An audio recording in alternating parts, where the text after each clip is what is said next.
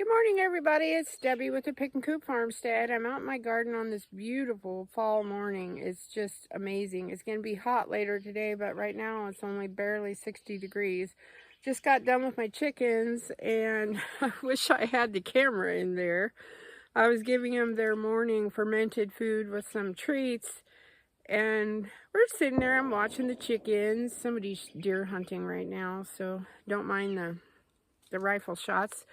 But anywho, we're sitting there, and all of a sudden there's something, it sounded humongous on the roof. It's a tin roof. And I'm like, holy cow. And I stopped, the chickens stopped, and they're like looking around. And then it went across the roof and jumped off the other side, whatever it was, or flew off. Well, and I'm thinking, holy cow, is that like a bobcat? Or what is that? A ring-tailed cat? What is it? It sounded huge. So I go outside, and here's this big raven. I'm like, oh, you little devil. Scared the tar out of all of us, the girls and myself. So anyways, I'm awake now. I come out this morning. I've got my diatomaceous earth. I get this from my local feed store in Palisadro. It's called Palisadro Feed. And it's food grade because I dust my chickens with it and sprinkle it around in their pen. But I'm also going to rip everything out of that cruciferous bed. I'm so sad. I let my broccolis go to seed, and then the aphids came. So what I'm going to do is I'm going to pull the whole plant up, throw it outside the fence, and I'll give it to my girls because they'll eat the aphids and all. But I do not want that in my dirt, beds, or compost pile. Those aphids need to go away. So then I'm going to clean the whole thing up, and then I'm going to go ahead and sprinkle it really heavy with this because there's really nothing left in there. I think I'm going to leave the Brussels sprouts, but I'm not really sure. I just don't know. That's the only thing I'm going to leave in there, if anything. So that's what we're going to do today. And then I brought my pea seeds out, and I want to plant some more peas along my, let me show you. We'll come over here. My wood trellis that I got from Al and Val. My camera's all funky. Bear with me here. Oh, come on. Oh, hello. I can't show you that because I've got the camera turned around. Okay, I thought I was awake. So, anywho, we'll get to that. Alright, I did rip my pea trellis, which you can see right here. I've got the poles, I've got to detach that chicken wire, and then I'm going to put that over here. Where's my finger? Here it is, in my new bed right here, because as you can see, the peas are really starting to grow. So that's what I'm doing right now. Alright, here is my hokey rig up. I have got 2 rows of peas on the other side of the wire, 2 rows of peas on this side, and I figured I could loop them and intertwine them like I did the others. And I think as long as I catch them before they grow up, I think I'll be okay. So I'm going to zip tie just at the top. I think you don't need to overdo it. Of course, you got winter coming and wind and all that, but I think we're going to be okay. And I'll go do one on this side. I'm telling you, these tent stakes that I saved from my first business easy up I think it actually paid for the easy up. I have used them and reused them and reused them. It's been crazy. That one broke. Dollar Tree zip ties. Alright, so let's get this wire zipped on here, baby.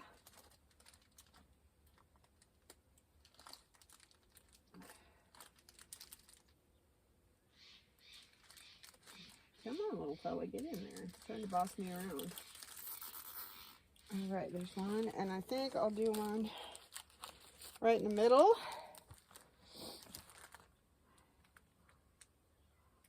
And at this price, you can zip tie just about anything. They have all different sizes.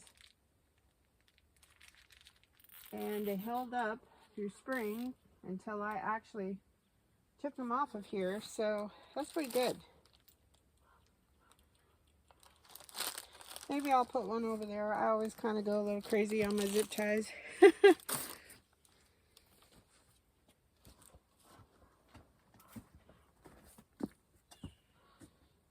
I tell you what, my homemade concoction, not to change the subject, but my friend Laura says bunch grass, and she does it too.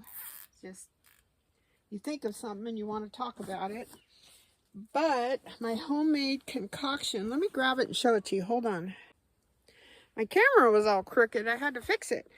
Anyways, I went and I bought a cheap one of these at Home Depot. I think it was like 11 bucks or something like that. And I love these because I'm going to start spraying. You have a little spray nozzle here. You pump them up and it's pressure activated. So you unscrew this and pump it if you've never used one. And I have a 5-gallon bucket that when I clean out my chicken coop, I rake up all the chicken poo and I put it in my compost pile because chicken poo is really super hot. So you can't put that directly in your garden. It will burn all your plants. You got to put it on and wait at least 6 months and keep turning it, which is a great fertilizer, but be leery. It does burn your plants if it's not composted. So anywho, I had dumped my bucket and I keep it up front so it's easy access for the chicken coop. And so I did my worm bed. Every once in a while I toss it all around, sprinkle it down with water, just a little. And then when I want to use the worm compost juice, as I call it, then I just put a 5-gallon bucket underneath. So I used that one. And then I let it sit there and percolate for a while. I didn't get to it. And I thought, oh, I better put some water in it. It looks pretty strong to dilute it. And I'll tell you what, that stuff, oh, it was stinky, stinky, stinky. But I used a strainer and I put it in my new little pump there. And I sprayed it on all of my stuff. And my stuff is not burnt and it even seems a little bit greener. So I was afraid it was going to burn my plants. It didn't burn anything. Everything looks really well. And I even sprayed it on the plants and around the plants. So I'm going to just keep doing that. That's free fertilizer. So I haven't bought any fertilizer since I ran out of that Milorganite at the beginning of the season. I used to always talk about that. And so now I'm just using this. And what I really, really love is that it's not burning my plants and they're turning greener. So I think once a week I will go around and spray this. And I did this. I have 1, 2, 3 4x12s. Oh no, excuse me, 4 4x12s. And then I've got 1, 2, 3, 4, 5, 6 4x8s, I think they are. And I sprayed all the living plants in each one of these. I did not spray, except for the Brussels sprouts in the aphid bed, I'm now calling it. And everything seems to look really, really well. And more of my flowers are starting to bloom out because they were starting to slow down, my zinnias. And so I sprayed them with that too. And I was careful because the bees sleep in them. So I was careful not to get it on the bees. I mean, I don't think it would hurt them. But if I was a bee, I wouldn't want to smell like that all day. All right. So we've got our pea trellis up. Now we're going to go over to the other trellis that will become the pea trellis. And we're going to get that planted. All right. So this is my wooden trellis that Al and Val gave me. It had a cattle panel on it. So I kind of dismantled. I took the cattle panel off. And then I have put this string. At first I used this old twine I had and it started breaking. And then I put some nylon twine up there. This is what I grew my melons on. So now I thought, well, what a perfect spot for a second wave of peas. So I'm going to go ahead and tear this soil up right in here. I'm brushing everything else up against what's left in here that I'm leaving.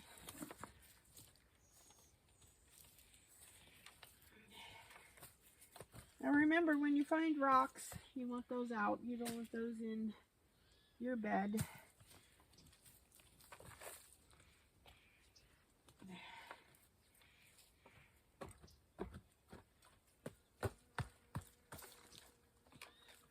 Now, remember when I took you up, I don't know if you watched it or not, it was a video on how I get my pine straw. I'm switching gears again, imagine that. And I go quite a ways down my road with my little wagon and my four-wheeler.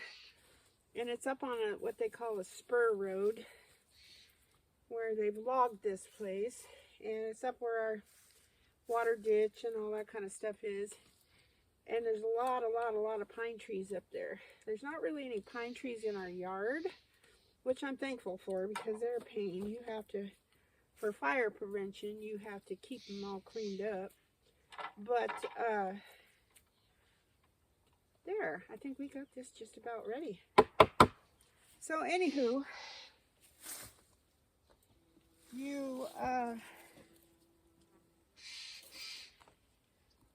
I was mowing my yard the other day, and just to the south of where we are standing right now, our big pond runs from east to west. But off to the side is the timberline, and there's a lot of ponderosa pines in there. And, ooh, that's a big rock. And then, so I'm like, oh, look at all these pine needles. Well, we had that big windstorm recently, and it blew a lot of the pine needles onto the ground. So I thought, you know, all I have to do is just drive a couple 100 yards from my garden, and excuse me, I gotta pull up my britches, and rake up the pine needles. Just gotta be careful of snakes and things. And so yeah, that's what I'm like. I don't have to drive a couple miles to get, or a mile, I would say, maybe half a mile. Maybe I'm exaggerating. Imagine that. All right, kids, so we have our peas. So we planted, I'm going to go take a look and see what kind we planted over there. Hold on. Okay, we planted Wando, W-A-N-D-O, is the type of peas that we planted across the bed across the way. And then we also planted sugar snap peas. But I have these other peas, and these are the ones I get at Dollar General, 4 for $1. American Seed puts these out, and they are non-GMO, which I think most seeds have to be non-GMO now, so that's not like a big revelation. But they are not organic, so I buy seeds where I can. I figure if I'm growing them, at least I know what's going on them and what's not going on them. And sometimes you just can't afford to buy the organic seeds, and that's okay. I think a little bit of that is going to be okay, especially at the ripe old age of 62, right? All right, so what we're going to do, it says on these, it takes them 8 to 12 days to germinate. Got to keep the dirt wet once you plant them, remember.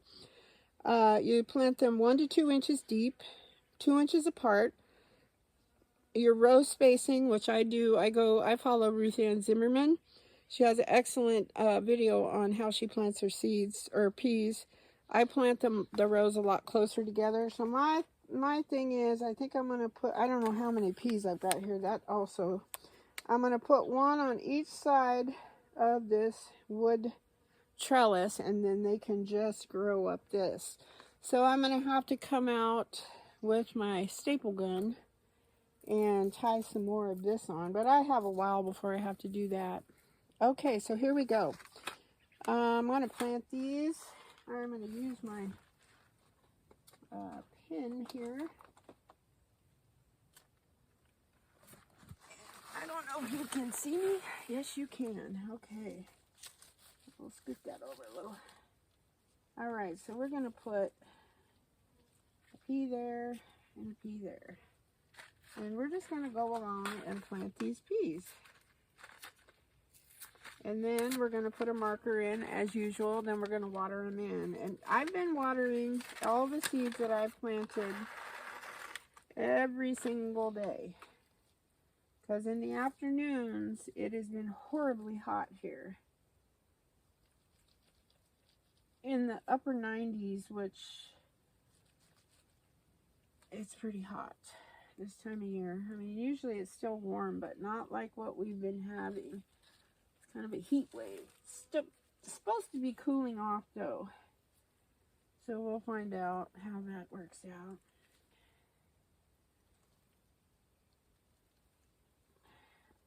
My goal is to get enough peas. I don't know that I'm going to can them, but I do know that I kind of want to flash freeze them. And because I've never grown enough peas to harvest enough to really do anything with. So we'll see. It's kind of a catch-22. Our season up here, because we're almost at 3,000 feet, is our last frost date is later than the valley, and our first frost date is earlier than the valley. So our first frost date is usually October 15th. I'm planting crooked, but that's okay. And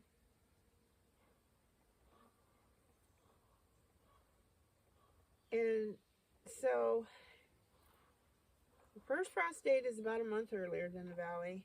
The last frost date is a month earlier than the valley, or later, excuse me. So our season is much shorter. So it's about 2 months shorter than regular. We are in zone 9, but it's different here. And it took me a couple gardening seasons to figure it out, because a lot of places you can put in the zip code of the nearest big city that you live next to. Okay, we're going to just cover these up. There we go. And it'll give you what you're estimated. These are all estimated frost dates. And, but what it pulls up with my zip code is Bernie, California, which it's at 4,000 feet, and we're not even 3,000. We're close. We're like 27, I think, here. And so it's not. They say their first frost date is September 4th. Well, that's come and gone, and we're in the 90s in the afternoon right now. So, and every year is different. Every season is different. And it just depends on what Mother Nature has in store for you that year. So as long as you have the estimated dates, you kind of know. And that's where keeping a garden journal comes in handy, because I do year to year. These are Alaska. I'm going to write that down. AKPs.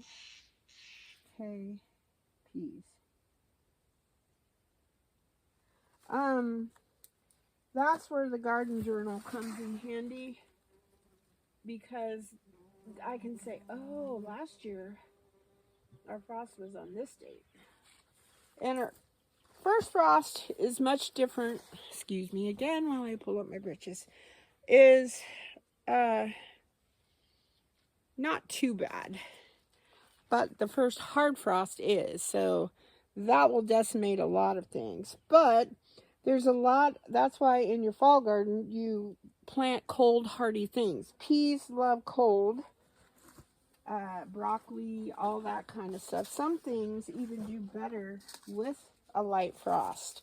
So that's where you've got to research what you've got, and what kind of seeds to buy, that kind of thing.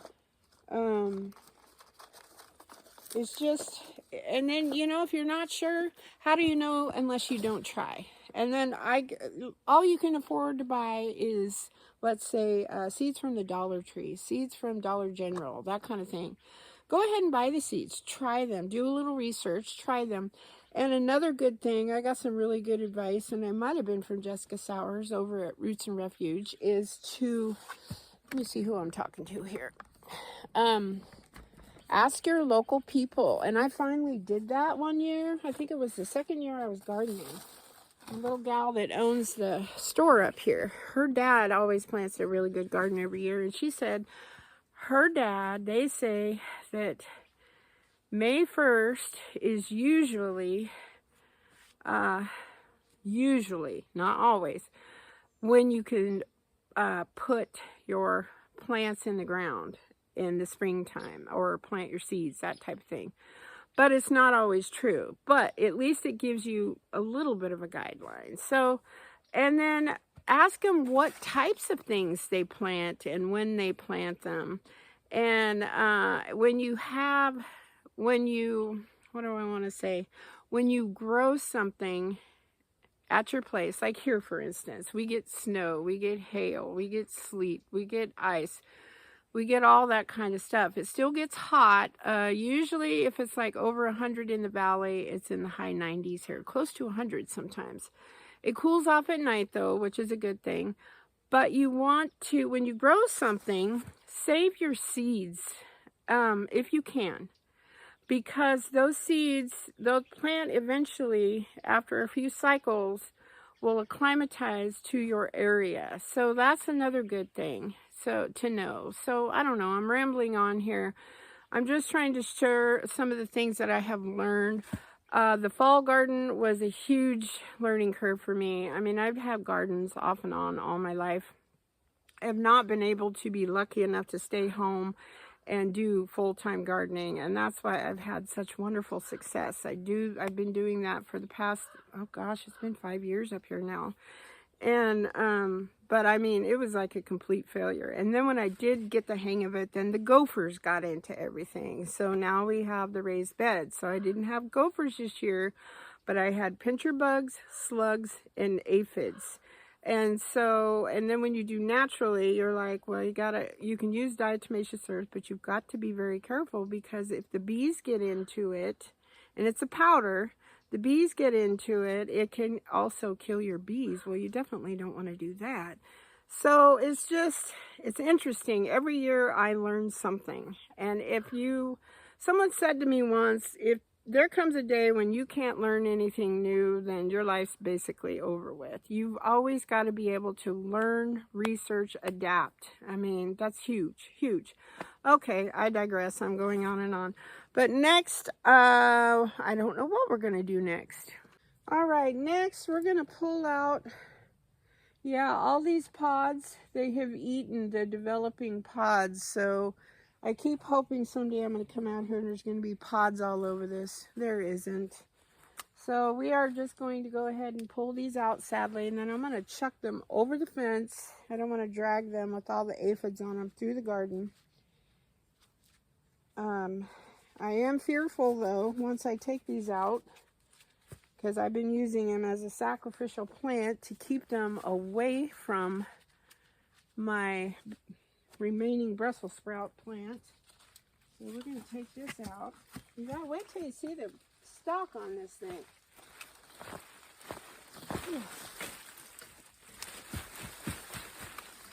Look at this. It's a tree. If you stand up next to me, which I don't want to do because the aphids will get on me, it's taller than I am. All right, so over the fence you go.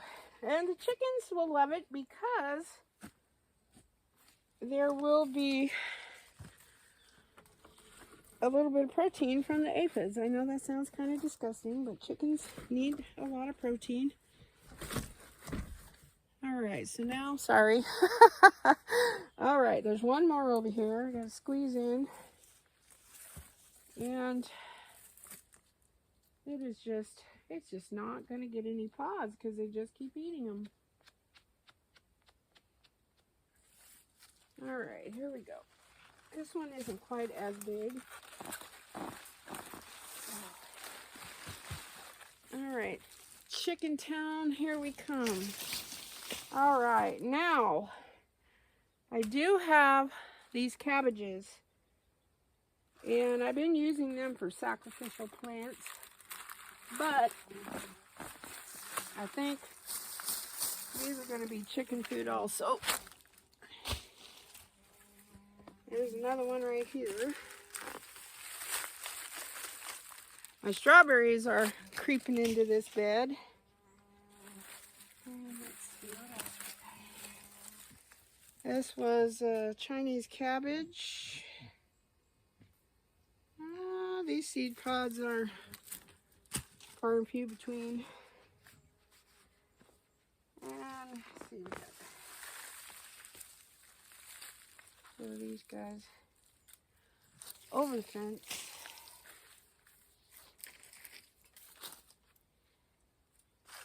Stitchy, are you helping? I hope you're staying out of the beds.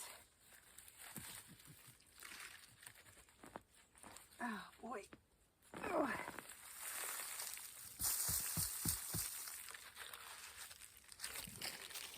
I usually don't step in my beds, but I'm gonna kind of. Oh. There's some kale.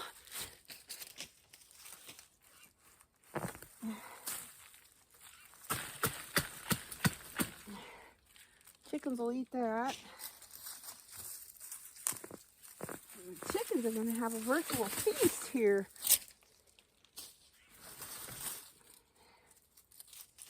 There's my pea marker. I'll take that out.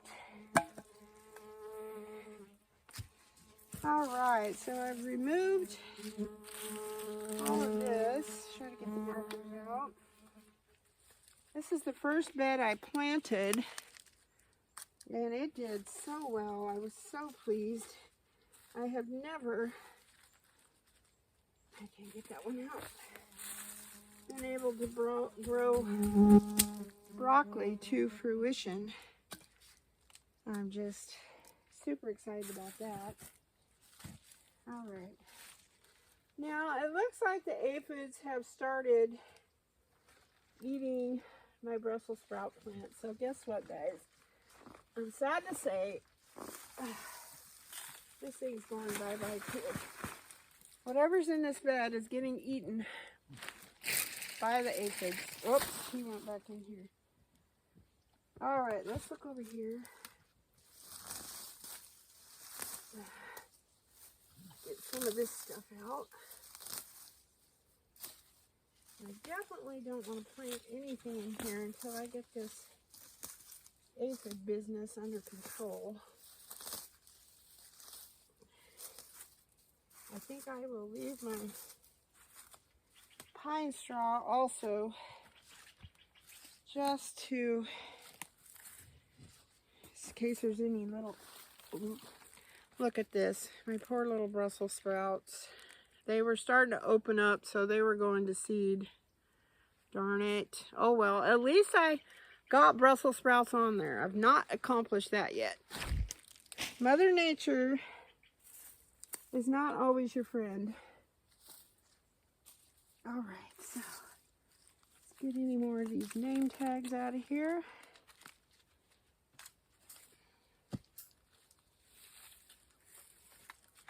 I do have more Brussels sprouts that I grew from seed, so we'll probably have a lot better luck with that. All right, so I'm going to take off my glove for this, and I might sprinkle some of this. I don't know. My strawberries are still blooming, so that means the bees will come in there. So I am not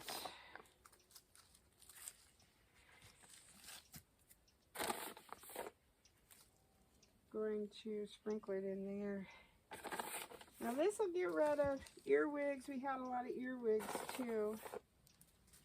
I should have bought a bigger bag of this. They had either this tiny bag or a 50-pound bag, and I usually buy one that's just a light powder, so the 50-pound would have lasted me a really, really long time.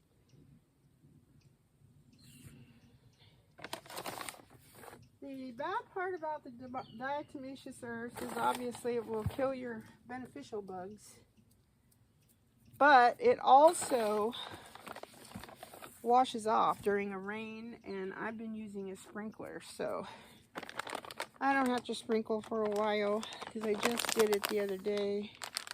But that's all there is to it, folks. And this is food grade, so it's not going to hurt you. It just hurts the bugs. All right, we're moving on. I've been doing some foraging, got another big dude. I tell you, if you come out here and you see a little guy like this, pick it. Because if you wait, skip a day, come out, this is what it turns into. I got a whole bunch of blushing tomatoes, so the trimming trick from Ruth Ann Zimmerman is working famously, so I'm excited. There's quite a few strawberries in here too. All right, here we go. Some of them have a couple little bug holes in them, but chickens like those ones. Johnny was in my rutabaga bed again. I don't know what his deal is, but yeah, he got yelled at. But on a happier note, I've got a bunch of zinnias. I need to put them in the vase in the house. Surprise, surprise, a nice little handful of calendula. Lovely. Little marigold, saving for seeds, the giant marigold. It's like the little engine that could. However, my marigold plant, I should show it to you, was looking pretty puny. And then I sprayed my homemade concoction on there. Take a look at this. Trying to zoom in, it won't let me. But look at that. It's got all this new growth on it, and it's got all these new blooms just from the other day, day before yesterday. Kind of exciting. Nice little crop of sweet basil. Oh, that smells so good. As I harvest, I'm really seeing a lot of proof of my fertilizer working for me. Let me show you something. This little, right here, this little guy was on its way out. It was looking brown and nasty, and I thought, well, I don't have the heart to pull it yet. It's still trying to thrive. I just harvested a whole bunch of parsley off of that. It was nice and dark green. So I'm telling you, and just by that fine mist of spray, I do the base and then the actual plant itself. Amazing. It worked amazing. So, and it's free. I've got chickens. You feed them. What goes in must come out. So that's kind of in that bucket. There was a little a little sediment on the bottom. I thought, well, I should probably rinse that out, and I didn't. And then the worm juice, the worm juice all by itself is pretty miracle stuff. But I'm telling you what, it's free. And if you have an old Rubbermaid bucket, or even get one at a secondhand store, and then my little 9 Little Aussies has a wonderful video on how to make your own worm farm out of a Rubbermaid tote. It's super easy.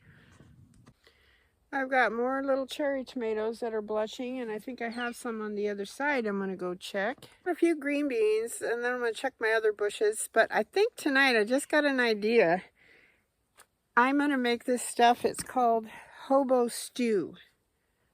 Hold on just a minute. Sorry about that. That was the hubby calling me from deer camp. I cannot even believe I got phone reception out here, which was a happy thing. So anyways, he is deer hunting, and so I make this stuff called hobo stew that I learned from my wonderful stepmother. She taught me a lot of wonderful things. So what you do is you fry up your meat, sausage, ground meat, sausage, hamburger, whatever you've got.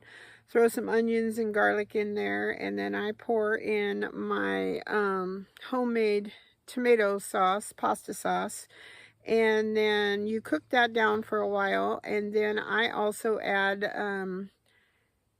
seasonings, herbs, garlic, and then she used to put like a can of string beans, a can of corn, a can of stewed tomatoes, a can of tomato sauce. It's kind of like a pantry type thing, and there was a lot of us kids all together because there were 3 in my family, and then she had a boy and a girl. So there was 5 of us all together, and we're all really close in age. And so, and those teenage boys, so it was just my sister and I, and then my brothers. Holy cow, those guys could eat like 3 giant heaping plates of spaghetti.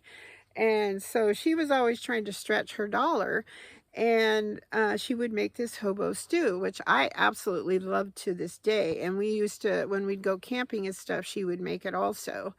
And you just kind of throw in whatever you have, carrots, potatoes, and instead of using stew meat, you're using cheaper cuts like ground beef. Well, anymore, ground beef is just as expensive as steak, but that type of thing. So and then it's delicious. And then make some homemade biscuits, bread, whatever to go with it. And yeah, so I've got, to make a short story long, I've got all these, I've got some tomatoes ripening in the house. I've got my canned pasta sauce. I just have a brand new freezers full of brand new butchered beef. So I have all kinds of ground beef. I've got all kinds of onions. And so what I'm going to do, I'll make a video on this. It's kind of a, we've eaten this. I'm 62, and she became my stepmom probably when I was maybe 13, 14. I don't know. I've been around her since I was in 4th grade anyways, but and she would always make that, and I absolutely love it. The hubby is not a big soup or stew fan, especially hobo stew. I don't know why he doesn't like it, but whatever. It's delicious.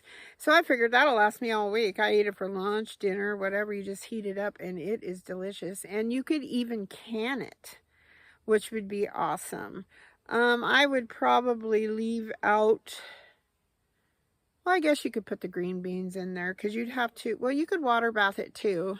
But, and then I would just pressure can it just because it doesn't take that long. But then you would have a nice quart jar, just pour it in there and heat it up. So, yeah. Anyways, something is biting the tar out of me. I don't know what it is. All right, so I got some tomatillos. I've got my green beans I showed you. So we're going to go around to the other side. Whole bunch more cherry tomatoes, which is always good. You know, I used to separate my cherry tomatoes and my big tomatoes before I freeze them. And I put them all together now because I make sauce out of all of them. If I'm not eating them fresh, I turn them into sauce, and it's just as delicious as the others, because I don't de-seed them and I don't peel them. I figure you get more nutrients that way. And if you don't mind, I put them through, I use my immersion blender, and you get little strips of peeling, but it's not that big of a deal. So, and it still tastes delicious. So don't waste any of that good stuff. Pepperoncinis are not ready to give up the ghost either. I'm really excited about that. My peppers were kind of late to the party this year. I don't know why, but they were. I think I overplanted them, and some of them got overshadowed by bigger plants. But, you know, it's working. I got a couple what I call chicken squash. These things just never really grew that much, so I give them to the chickens. They love them. Any food you can supplement your chickens with is less commercial food that you have to buy, so I've called this a win. I got a whole bunch more. I think these are called bountiful bush beans, and they're kind of late to the party too. I think they like this cooler weather, cool at night and cool in the mornings. So these are going to go into my pot. I also got one little okra. Got some more okra. A few more beans, and then another cayenne pepper that's starting to turn. I think everything out here, this thing is full. Everything out here is really enjoying the cooler evenings, and the heat during the day is helping, and then cooler evenings and cooler mornings is really helping everything out. So everything just looks beautiful. I do have to show you, let me take this off of here. I want to show you my comfrey plant. Thank you, Laura and Dave, again for that.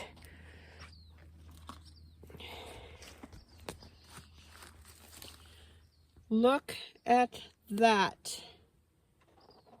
It's amazing. Let me turn the camera around. Look at how huge this is. This is my hand. It is covered this whole big blue bucket. And then we've got my lemongrass, which I'm going to have to harvest some more of that, get it drying. I want to start making my own teas. Then my lemon balm is doing fantastic. And I sprayed all of this stuff, the sweet potatoes. Look at them all. It's got a little bloom coming out. Regular russets. These are just from the store. They are just, everything looks fantastic. So, yeah. That was a happy accident. Look at that. Looking gorgeous. And then over here, I got my poles in the way, sorry, but look at catnip. Catnip is digging it too. I'm just like, that makes a great tea also. I think it has anti-anxiety properties. I've got so many things going on now that I'm not sure what everything does, but I just spied a little crookneck down in there. I have to pick that. A couple babies. So I can't really, I've been wanting to take this squash out and plant the rest of my onions, but I don't really want to do that. So I am going to keep the squash in there as long as I can, as long as it's producing a few squash here and there. Will give us fresh squash. Squash is one thing that I have not tried to can. I've heard a lot of mixed reviews that it's mushy. The only way I've preserved squash is to dehydrate it into squash chips. Then you can turn it into like zucchini flour and that kind of thing, squash flour. And then I grade fresh zucchini, especially when I get the bigger ones, if I'm not going to make a zucchini boat. And then I put it in the freezer to make my zucchini bread. So, yeah, squash is kind of one of those things I think turns to mush. So I haven't tried canning it. I guess I should just try it one year and see how I like it. Maybe next year will be the year I try that. All right, well, that's all I have for you today. I hope the sun is shining where you are.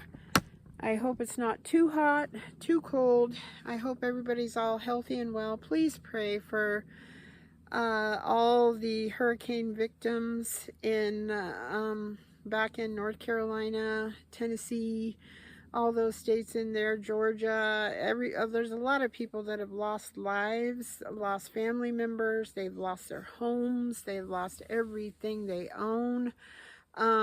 Just please pray for them. And if you can donate, I did donate this morning to the Holler Homestead.